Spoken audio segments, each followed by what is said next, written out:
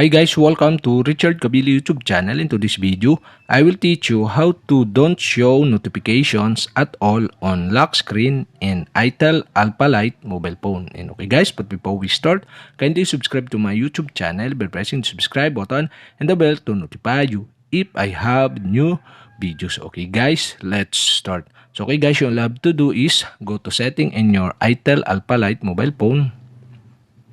In settings, go to app and notifications. Okay, tap this. Here in app and notifications, okay, scroll down and you can see the notifications. Okay, tap this. Here in notifications, you can see the on the lock screen, and the on the lock screen is set into show all notification content. And okay guys, to set into don't show notification at all, okay, you'll have to do is tap this. And the pop-up bar show, now you can set into don't show notification at all. Okay, select this. And that's it. Okay, we have successfully set the don't show notification at all on your lock screen in itel Alpha Lite mobile phone. And okay guys, if you have a question, kindly comment below.